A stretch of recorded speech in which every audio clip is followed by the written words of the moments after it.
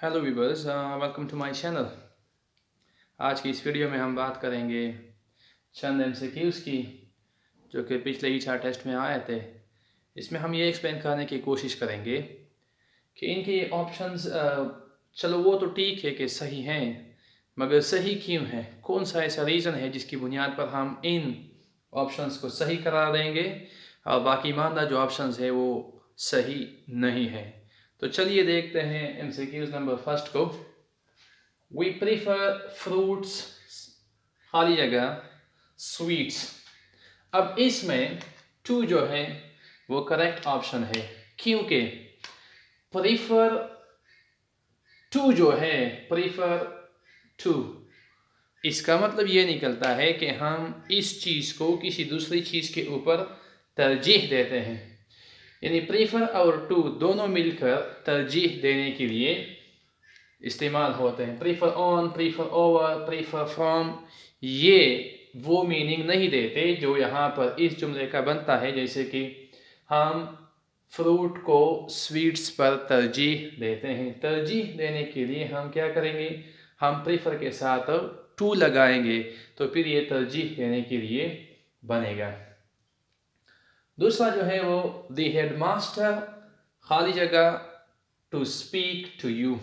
अब इसमें ऑप्शंस हमारे पास ये दिए गए थे, is wanting, want and wants.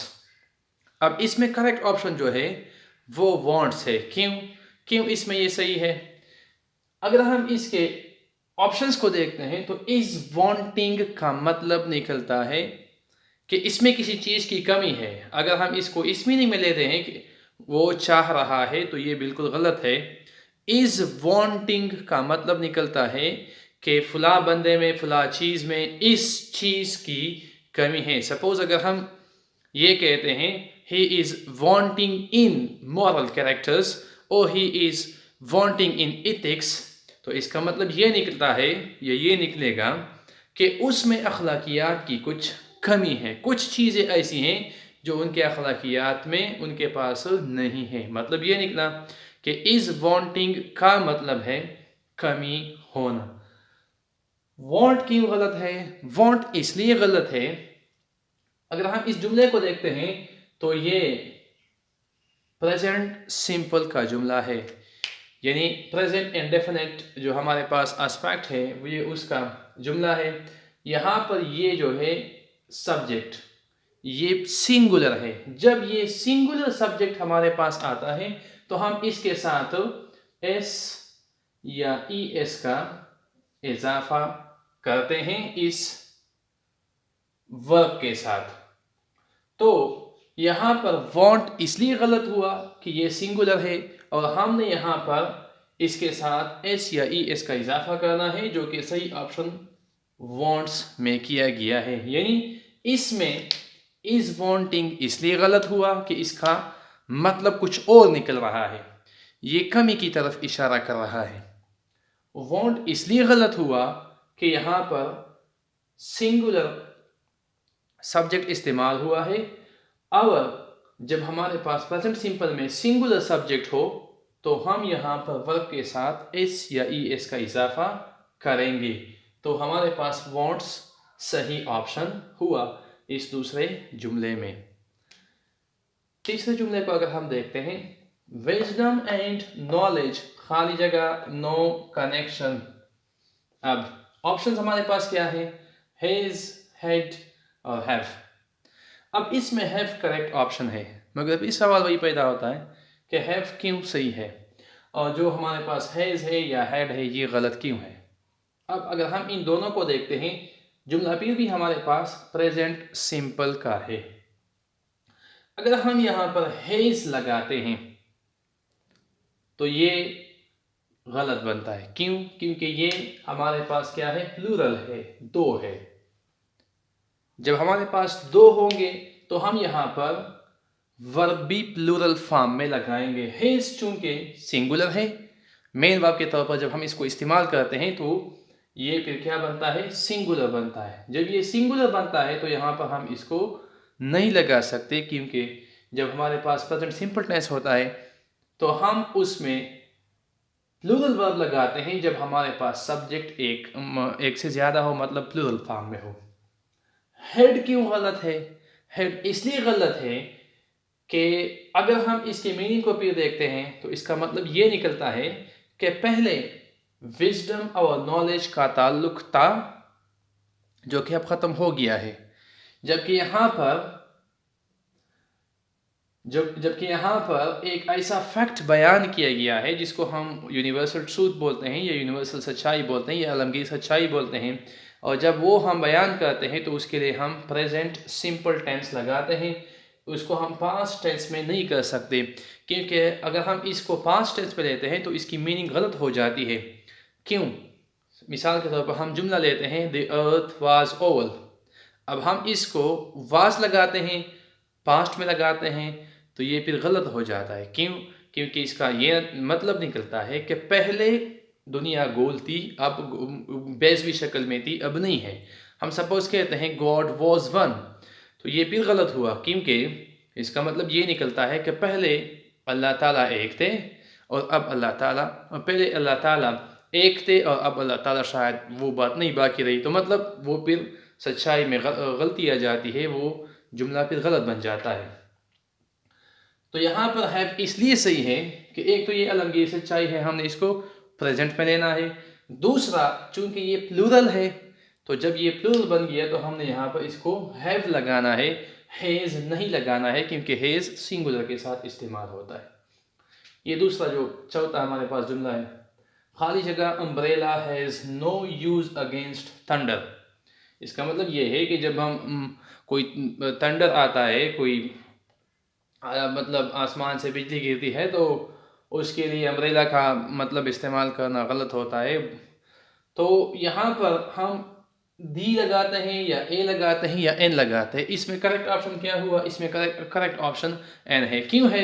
क्योंकि एक तो अगर हम इसको दी के लिए वाजे करते हैं, तो अगर हम यहाँ पर दी लगाते हैं तो इसका मतलब ये निकला कि the umbrella has no use against thunder. मतलब सिर्फ अम्ब्रेला एक ऐसी चीज़ है जिसको हम थंडर के लिए इस्तेमाल नहीं कर सकते, यानी दीगर बहुत सारी अशिया हमारे पास हो सकती हैं जिनको हम थंडर के लिए इस्तेमाल कर सकते हैं।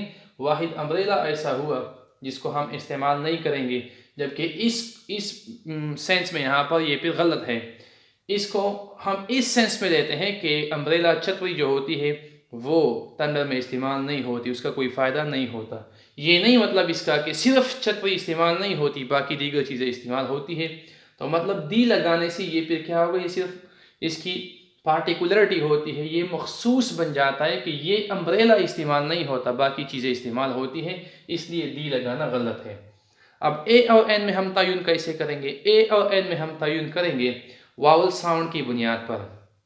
जब हमारे पास वावल साउंड आते हैं किसी लफ्ज़ के, किसी पर्टिकुलर नाउन के स्टार्ट में, तो हम उनके साथ फिर एन लगाते हैं।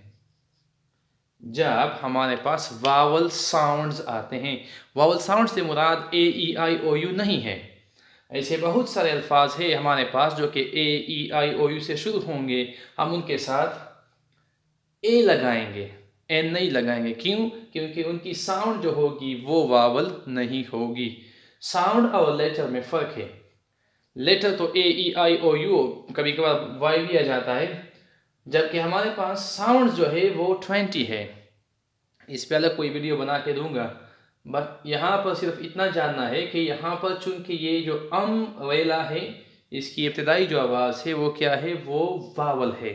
जब वावल साउंड हमारे पास किसी लफ्ज़ के, किसी नाउन के इब्तदा में आता है, तो उससे पहले फिर हम एन लगाते हैं।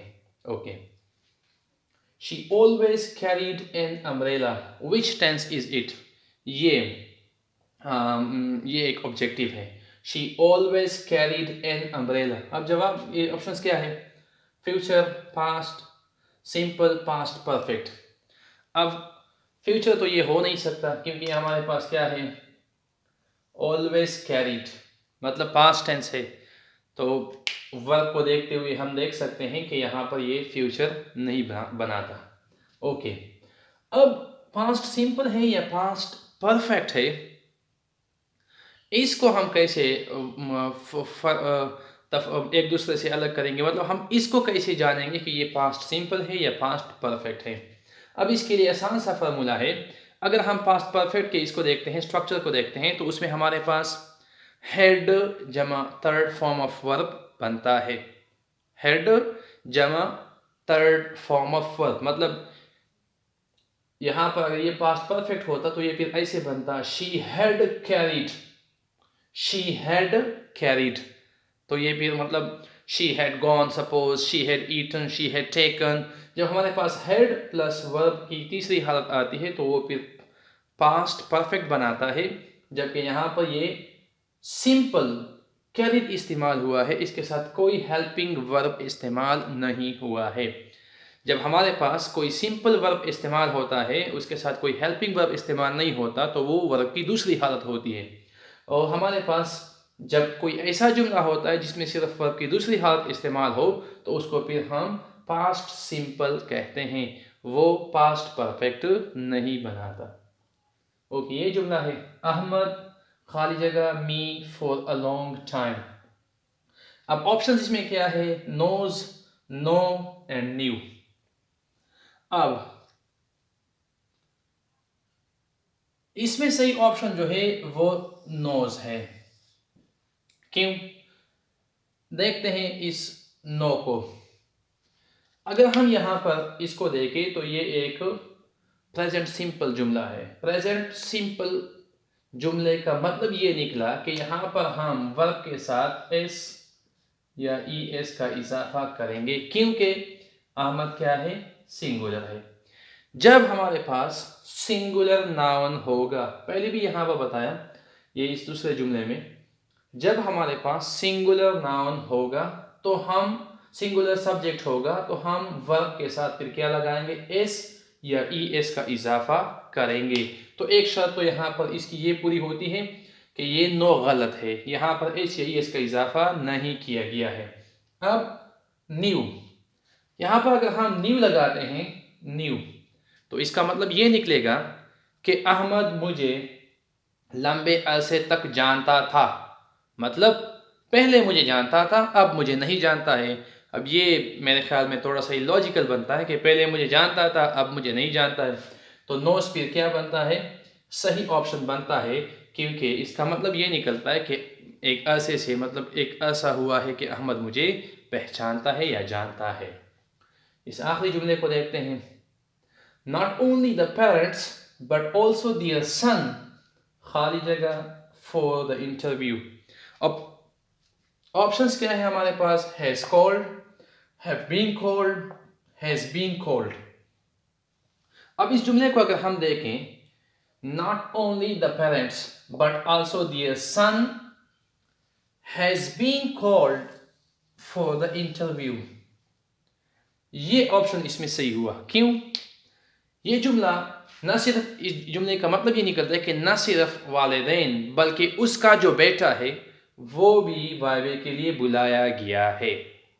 अब ये इंडिकेट कर रहा है, ये शो कर रहा है कि ये जुमला पैसिव वॉइस में है।